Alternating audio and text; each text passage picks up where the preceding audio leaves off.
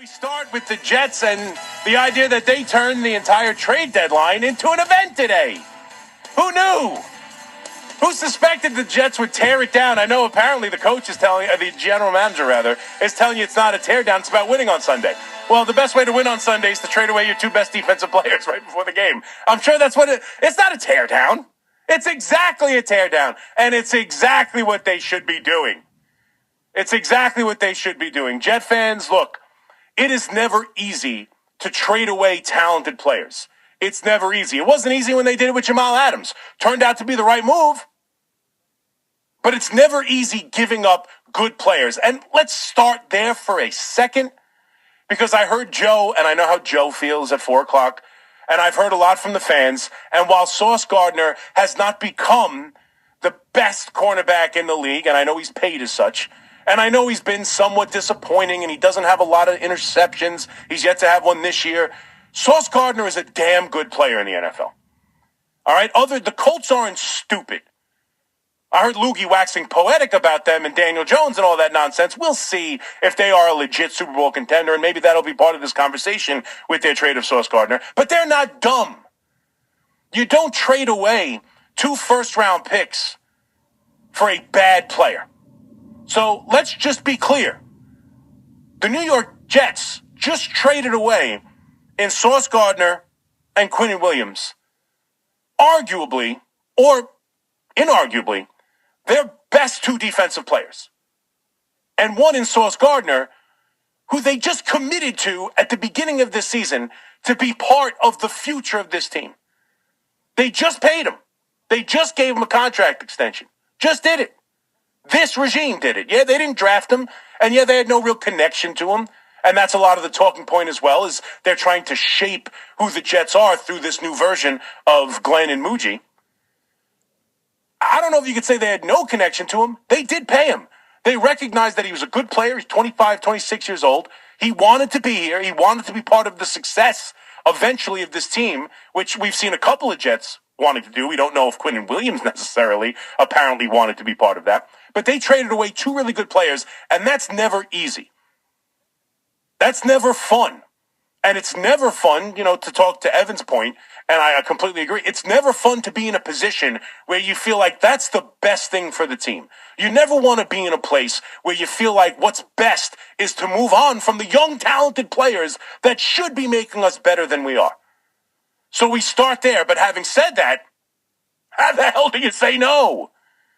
How do you say no? This is a great deal. Both of these deals for Sauce Gardner and Quinnen Williams are excellent deals. 2 first-round picks for Sauce Gardner. He's a good player. Don't get me wrong. I just gave you 3 minutes on why he's a good player. Is he worth 2 first-round picks?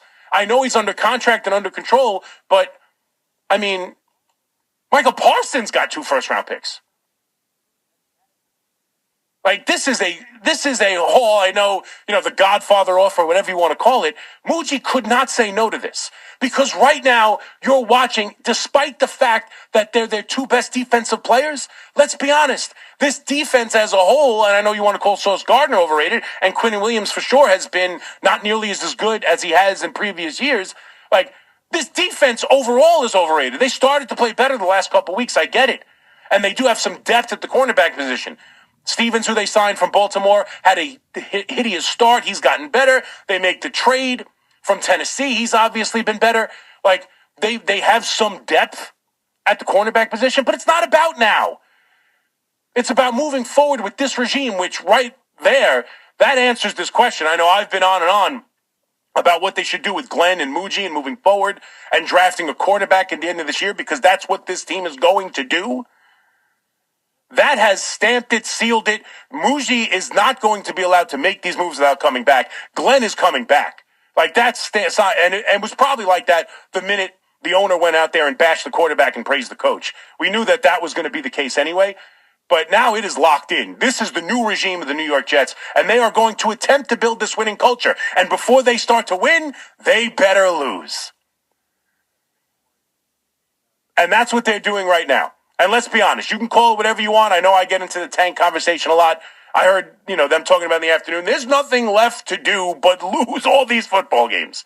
Because right now, if you look at it, with the 2 first-round picks they get from Sauce, and they get A.D. Mitchell, a wide receiver who just, they didn't have space for in Indianapolis, and we'll see what he could be. And they have a bunch of these wide receivers now who are kind of, lottery tickets, like the picks, hoping that they can, find something here at the New York Jets. You get a second this year and a first next year for Quinnen Williams from the Dallas Cowboys, along with a D tackle. So you're talking about having 2 first picks this year, 2 second-round picks this year, and 3 first-round picks next year. The New York Jets are the NFL draft over the next 2 years. New York Jet fans, the season might not go your way, but come April over the next 2 years, the New York Jets control the first round of the NFL draft. 2 this year, 3 next year. And we'll have a further conversation about the quarterback. I think you're crazy if you want to play the waiting game. You have got to go out there and draft a quarterback this year. God knows what happens next year. I'm tired of the quarterback draft next year and Arch Manning next year and this next year. You have no idea what's going to happen. And to me right now, I know they're talking about winning, and I'm not necessarily saying they should go out there and lose on purpose. We know what tanking is. But to me, if you want this plan to work right now, the best option for the New York Jets is to keep doing what they're doing. Tell the coach he can hang on until Sunday if he wants to tell the world who the quarterback is. We all know who it's going to be. They better go out there and lose every damn game, because the best thing that can happen for the New York Jets right now is they continue on this absolute teardown, and they make sure they don't have to trade any of the equity that they just got to move up in a draft to get the quarterback they want. The tank is on. So it's a positive day for Jet fans, because I don't think they were winning anyway. I mean, obviously, at 1-7, I don't know if Sauce Gardner and Quinnen Williams are going to be the core of some great defense and some great rebuild moving forward. They've gotten great value. You can't question that. These trades are good value trades. But now they have to go out there and make the trades worth it by getting the right quarterback and building around this team. And it's whether or not you trust them to do it, because they're going to be the ones who do it. That's it. You don't allow them to make this move without allowing them to do the rest of it. So it's one of those trades that you don't know. Today seems like a positive move. It's a lot of first-round picks. But if they come out of it with a lesser cornerback, a lesser D tackle, a wide receiver who can't play, and a quarterback who stinks, what was it all for?